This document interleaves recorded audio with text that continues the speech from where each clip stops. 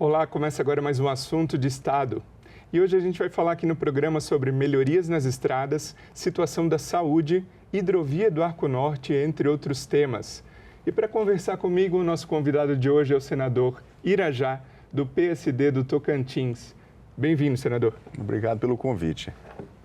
Senador, para a gente começar então, no fim do ano passado, o senhor afirmou num pronunciamento que a saúde do Tocantins vive uma situação crítica, com filas, ambientes lotados nos hospitais e até pessoas perdendo a vida na espera de atendimento. A Polícia Federal, em fevereiro, realizou uma operação para averiguar fraudes e desvios de recursos em contratos com a Secretaria Estadual. Qual que é a solução hoje para a saúde do seu estado? Bom, eu acho que, primeiro, é importante destacar que o Tocantins, ao contrário de que algumas pessoas pensam, é um estado maravilhoso, de um povo acolhedor, um povo trabalhador, e um estado novo, né, o estado mais novo da federação. E que, por isso, em tese, não deveria estar acumulando problemas que vários estados da federação já vêm ao longo de décadas enfrentando, como o exemplo que você mencionou da saúde. O estado, infelizmente, tem encontrado muita dificuldade. Nós temos problemas crônicos de falta de medicação para atender os pacientes, medicação básica, desde uma seringa a material hospitalar. Problemas na falta de profissionais qualificados. Nós temos médicos, enfermeiros, auxiliares da maior competência, mas infelizmente num número muito reduzido no quadro, que não consegue atender a toda a demanda, né, que existe nos hospitais gerais, nas UPAs, né, que são espalhadas em todo o Tocantins. E nós temos um outro grave problema, e esse é um câncer no Tocantins, que é a corrupção, né, o desvio de dinheiro público que deveriam ser aplicados nas cirurgias, nos tratamentos, nos exames, nas consultas e que infelizmente estão correndo para o ralo, e isso já virou uma rotina no estado. Tanto é verdade que nós temos operações da Polícia Federal que são recorrentes, acontece praticamente todos os meses, está lá a polícia batendo na secretaria, prendendo funcionários, né, que infelizmente cometem ilegalidades, ou mesmo recolhendo documentos para poder comprovar a existência desses crimes que são cometidos com o Estado. E isso é grave, isso tem sido amplamente divulgado na imprensa nacional e, claro, isso nos envergonha, nos entristece, todos nós tocantinenses e, claro, nós que temos uma posição pública. E para reforçar a saúde, no ano passado o senhor destinou cerca de 30 milhões em emendas para a saúde do seu estado. O senhor considera que é justa a distribuição, é adequada a distribuição pelos estados, até para suprir essas carências que o senhor mencionou? Na verdade, eu acho que cada um tem que cumprir o seu papel, né? Claro que eu tenho responsabilidade sobre a saúde pública do estado de Tocantins e não furto dessa minha responsabilidade. Nós temos tentado cumprir o nosso papel. Conseguimos levar, como você citou, 28 milhões de reais no último ano de 2023 a quase todos os 139 municípios para fortalecer aquela atenção que é básica, né, que é atendida naquele pequeno município, num postinho de saúde, ou mesmo numa UPA ou num HPP. Isso foi muito importante para fortalecer esse atendimento da baixa complexidade, já que a média e alta complexidade é a responsabilidade do governo do estado. Conseguimos, inclusive, recursos da ordem de 10 milhões de reais para a construção de um novo hospital do Bico do Papagaio, que é na região norte do Tocantins, que vai atender a todos os 25 municípios daquela região, com cirurgias eletivas principalmente, ou seja, aquelas pessoas que estão esperando nas filas, né, dos hospitais gerais do estado para fazer uma laqueadura, uma vasectomia, uma vesícula, né, e esperam tantos anos, às vezes a catarata que não estão enxergando. Então esse hospital vai proporcionar a essas pessoas essa condição. Implantamos agora, em caráter experimental, uma grande policlínica de especialidades na cidade de Araguaína, que é a segunda maior cidade do estado, na região norte do estado, e que, graças a Deus, graças a essa parceria com o governo municipal, está sendo um maior sucesso. Desde outubro de 2023, atendendo a centenas de pessoas, desde a área de ortopedia, pediatria, psicologia, enfim, atendendo a 4 atendimentos básicos e também promovendo as cirurgias eletivas. Aquele paciente que na policlínica é identificada a necessidade de fazer algum tipo de intervenção cirúrgica, esse paciente ele é encaminhado para o centro cirúrgico com hora, com data marcada e ele tem um atendimento de qualidade que é assim que a população precisa e merece, né? Ter um atendimento que seja satisfatório e digno. A gente comentou aqui do direcionamento de recursos para a saúde.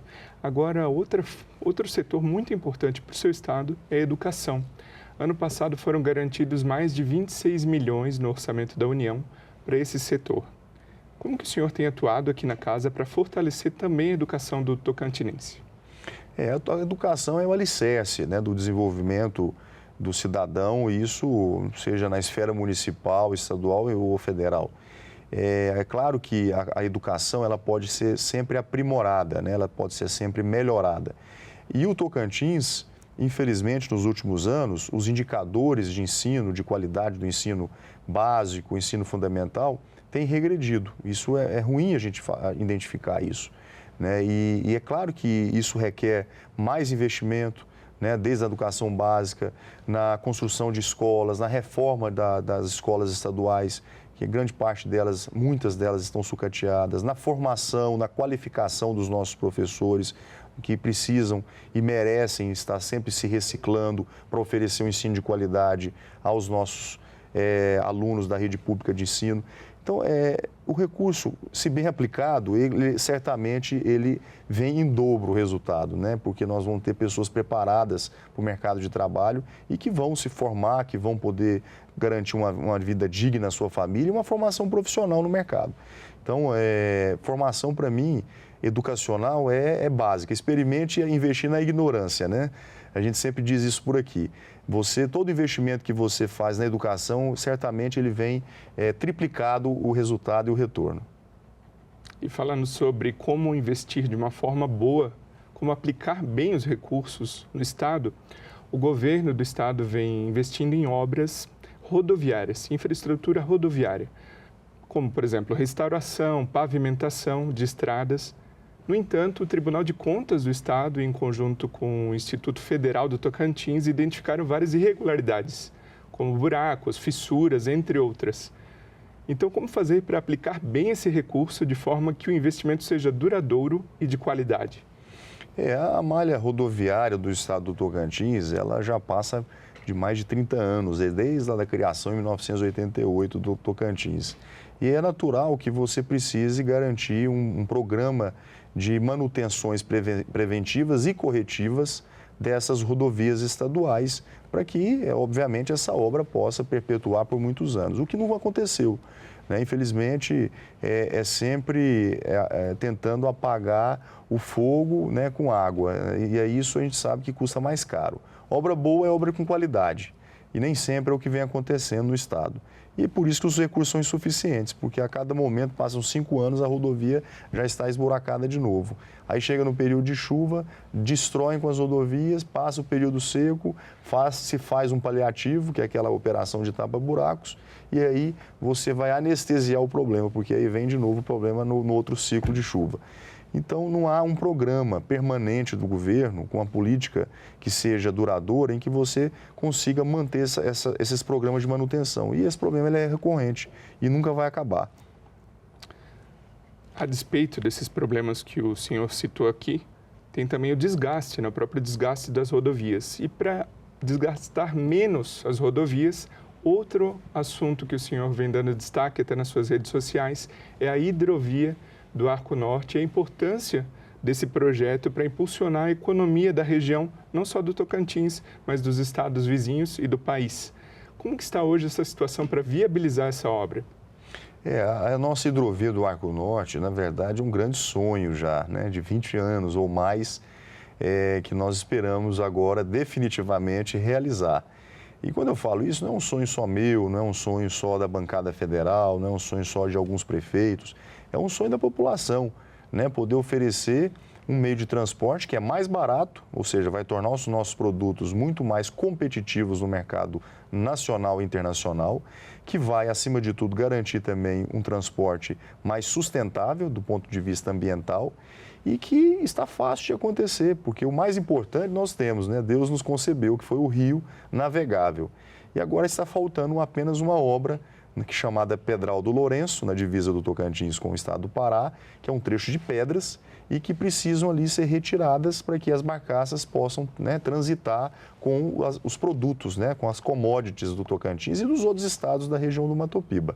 Então, essa hidrovia, ela, por muitas, ela é chamada como o Mississippi do Brasil.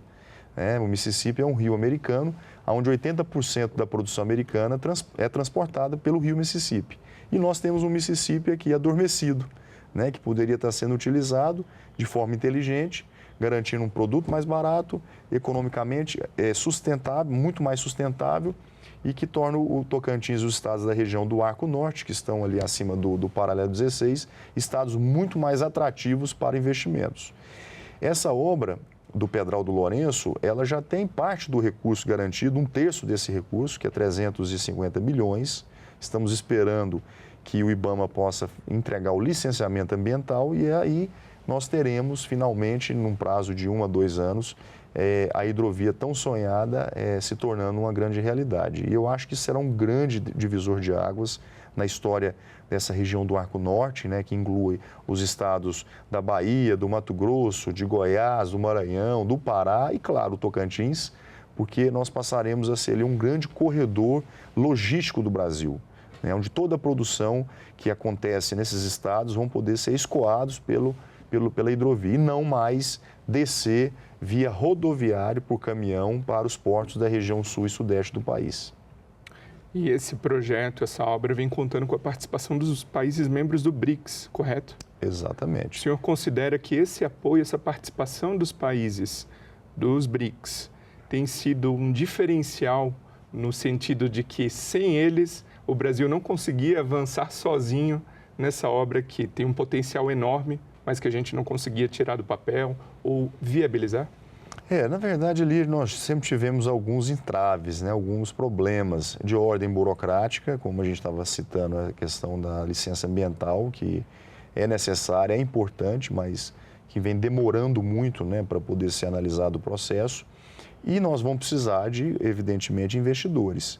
E nesse contexto, o BRICS, que é esse grande bloco econômico que o Brasil faz parte, né, é um membro permanente, pode fazer a diferença, porque são várias empresas de fora que têm uma lupa em cima do Brasil como um local para ambiente de negócio, para investimentos em infraestrutura, em logística, em produção de alimentos.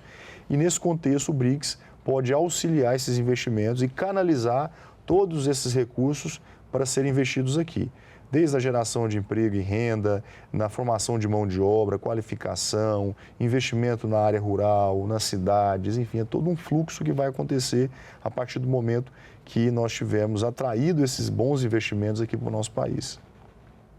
E esse arco, ele vai ajudar também a escoar a produção, né, da safra de grãos da região do Mato Piba, correto? Correto. O senhor estava explicando isso. Eu gostaria de saber a opinião do senhor sobre a possível questão de essa produção da safra agrícola ter sido afetada pelas condições climáticas extremas nos últimos meses aqui no país.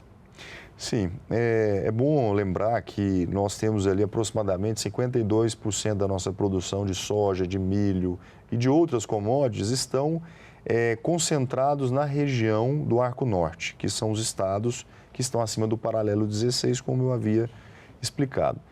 E que hoje, de uma maneira até irracional, tudo isso é transportado via caminhão pelas rodovias, o que vai gerar custo para a União, porque tem manutenção de estrada. Do ponto de vista ambiental, não preciso nem dizer, e que afogam os portos da região sudeste, né, do Porto de Santos e o Porto de Paranaguá.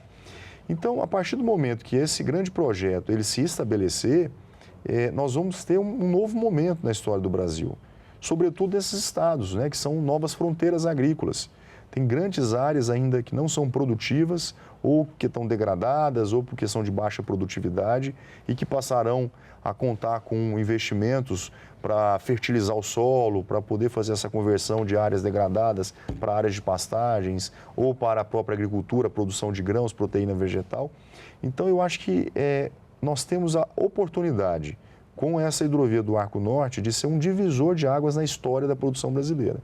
E eu não tenho dúvida nenhuma que o Brasil, sem desmerecer os outros países, né, que já produzem alimentos, o Brasil vai continuar nessa vanguarda. Agora, senador, falando sobre investimentos, o governo federal em novembro lançou o novo PAC no Tocantins.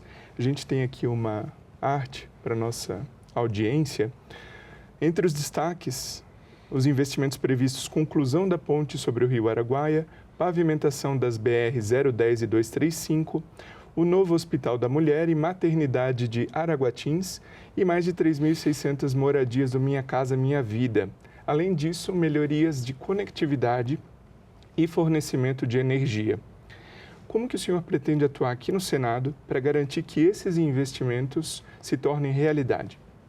Bom, você pode destacar alguns dos programas que foram contemplados no Estado e você percebe que você tem investimentos desde logística, a consolidação de rodovias federais que estão inacabadas há muito tempo, a construção de casas populares, que já é um programa mais social. O Tocantins, ele certamente foi bem contemplado dentro do programa do PAC e a gente precisa reconhecer isso, a sensibilidade do governo do presidente Lula em atender a tantas frentes diferentes, né, mais distintos segmentos para poder fazer do estado do Tocantins realmente um grande celeiro de grãos e de energia, que essa é uma das vocações. Grãos, energia e também turismo, que é um outro potencial do estado. Agora, a nossa expectativa é que esses programas eles possam ser iniciados. A gente sabe que uma obra da envergadura de uma rodovia BR-010 ou 235, ela leva alguns anos até ser consolidados. Da mesma forma, a construção de casas populares, você não vai fazer isso da noite para o dia. Você precisa das parcerias com o governo municipal e também com o governo estadual. Então, o nosso desafio, o meu desafio, o desafio da bancada, é a gente ser facilitadores para que esses programas possam ser iniciados. Claro que não de uma vez, né? Não vai acontecer todos eles de uma vez só, mas que eles possam ser iniciados de uma forma planejada e programada para que a gente consiga, ao longo de, no máximo, 5 anos, poder ter esses programas completamente implantados no estado do Tocantins. Que isso, uma vez executado, vai ser um grande salto de crescimento no estado. E falando sobre implementar essas obras e investir de forma com que se tornem realidade esses investimentos, o senhor tem investido ao longo do seu mandato, sua atuação como parlamentar, em todos os 139 municípios do estado. Na sua opinião, quão importante é ter essa gestão pública de forma integrada, a despeito de alguma divergência política com prefeituras e coisas do tipo? As divergências na política, elas são normais, são naturais, é do dia a dia. Mas isso não tira da responsabilidade de quem quer que seja, desde um deputado federal, que eu honrosamente tive a oportunidade de ser 2 mandatos, como agora no Senado, de poder ajudar, né? A gente tem essa obrigação. Eu acho que, independentemente das posições políticas, né, ideológicas que cada parlamentar tem, cada prefeito, o governador ou os senadores possuem, mas é natural. E eu com muito orgulho, eu tenho sempre defendido isso desde o meu primeiro mandato, né? A gente poder ter marcas, contribuições importantes em cada cidade do estado. Uma cidade pequena de 1.000 e poucos habitantes, a capital Palmas, né, que tem mais de 300 mil. Então, para mim, eu faço isso com muita alegria e sei separar bem essa parte política. A gente, né, trata disso numa eleição, mas aí fora da eleição a gente tem que tratar de cuidar bem dos municípios, cuidar bem da população e cumprir com a nossa responsabilidade, que é cumprir um bom mandato aqui. Agora, senador, recentemente o Congresso aprovou a reforma tributária. Qual que é a expectativa do senhor em relação à discussão da regulamentação dessa reforma e como vai impactar o seu estado? Bom, eu acho que nós vamos ter 2 tempos, né, nessa discussão da reforma. Nesse primeiro tempo em que a reforma foi aprovada, e que pese com o meu voto contrário, porque eu entendia que não era uma reforma pura e simplesmente para simplificar, que isso é maravilhoso, mas uma reforma que, sob pretexto da simplificação, estaria, na verdade, aumentando a carga tributária. E esse era o meu temor e por isso eu fiquei contrário a essa reforma. Eu espero que agora, na segunda fase, no segundo tempo dessa discussão, nós possamos corrigir algumas distorções, porque é impraticável uma empresa, num período de transição da reforma, que ela esteja sendo disciplinada por dois critérios distintos, como há, por exemplo, a previsão no texto que foi aprovado na reforma. Porque aí você tem que ter dois controles, dois contadores, né? E em algum momento isso não tende a ser bom, porque vai custar, isso é custoso. Isso, claro, reflete nos preços do consumidor. Então, eu estou apenas dando um exemplo, porque nós vamos ter a chance de poder corrigir essas falhas que ficaram no texto base, né? E regrar sobre alguns assuntos que ficaram para serem definidos justamente na regulamentação, como você falou. O que eu não concordo e evidentemente não apoio é aumento de impostos. Isso é inadmissível num país que já tem uma carga tributária tão elevada e que prejudica muito o setor produtivo, seja um comerciante, seja um industrial, seja um prestador de serviço, um autônomo. Eu acho que é impraticável a gente defender, é indefensável a gente poder aqui aprovar aumento de impostos. Essa é a minha posição pessoal. E como se encontra o texto antes dessa regulamentação? O senhor acha que vai haver prejuízos ou que ainda há tempo da bancada se reunir em defesa do Estado do Tocantins nesse sentido? Não tenho dúvida de que é sempre possível corrigir, sempre é possível melhorar, aprimorar. O texto base aprovado eleva muito a carga tributária de serviços, que é o principal setor no meu estado. Nós temos um turismo muito forte, como eu disse, né, pujante. Nós temos várias empresas de serviço que trabalham no Tocantins. E esse segmento, para dar um exemplo, é um segmento que vai ser amplamente prejudicado, né, que paga hoje uma carga que oscila, dependendo do porte da empresa, de 16% a 19%, e que poderia passar a pagar, com a reforma aprovada e a regulamentação também, 28%. Né? Então, é um aumento significativo e isso, evidentemente, não vai ficar no bolso do empresário. E quem vai pagar essa conta é o consumidor no final, na ponta que sofre.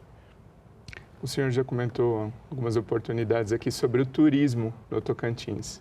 Quais as suas ideias e projetos para essa área, já que ela é tão pujante e importante para os tocantinenses?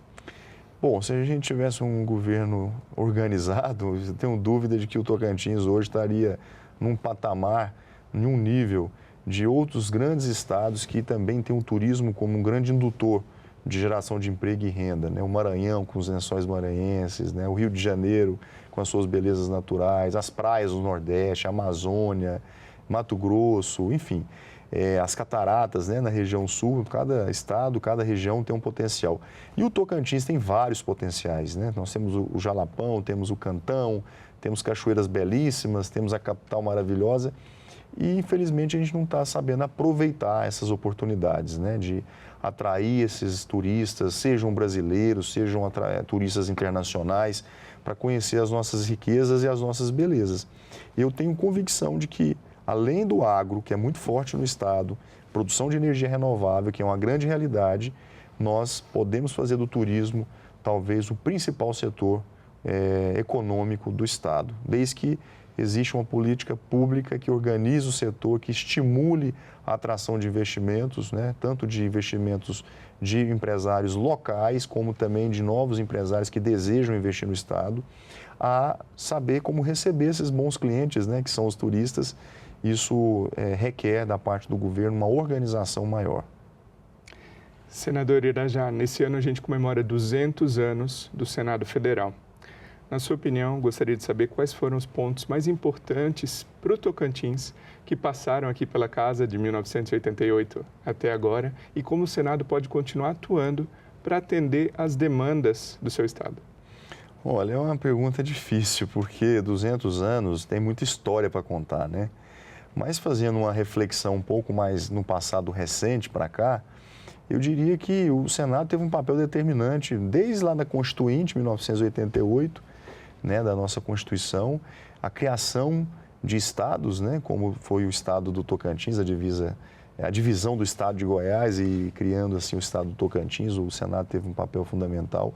Ao longo dessas últimas décadas, o Senado sempre defendendo a federação, que são os estados brasileiros, que esse é um grande papel que o Senado fez ao longo dessa história, e principalmente aprovando marcos regulatórios, projetos estruturantes que fazem a diferença na vida do cidadão. E aqui eu posso te dar dezenas de exemplos, mas o tempo não permite. Mas eu vou citar um deles, o marco do saneamento, né, que criou um ambiente no setor privado, através de uma regulamentação que gerasse ambiente de negócio, garantisse segurança jurídica, para atrair esses investimentos privados, para poder investir nos municípios e nos estados brasileiros no tratamento de água, né, de tratamento de lixo, de resíduos sólidos, enfim. Toda essa parte de saneamento básico, hoje, se você pegar dos últimos anos, o volume de negócio que vem acontecendo em todos os estados brasileiros é impressionante. Isso só foi possível porque o Senado propôs, né, uma matéria, através da iniciativa do Senado, propôs uma legislação que pudesse garantir e estimular o investimento privado nesse segmento. Isso está mudando a realidade de muitas pessoas, inclusive de cidades, principalmente de cidades pequenas, que dificilmente, com recurso público, isso chegaria em tempo hábil. Senador Irajá, muito obrigado pela sua participação aqui no Assunto de Estado. Muito obrigado a vocês pelo convite. É um prazer sempre estar aqui. E o meu muito obrigado a você que nos prestigia com a sua audiência. Essa entrevista já está disponível para você rever ou compartilhar no nosso site senado.leg.br/tv, também no nosso canal no YouTube. Aproveita e se inscreve lá, e em podcast nas principais plataformas de áudio. Até o próximo Assunto de Estado.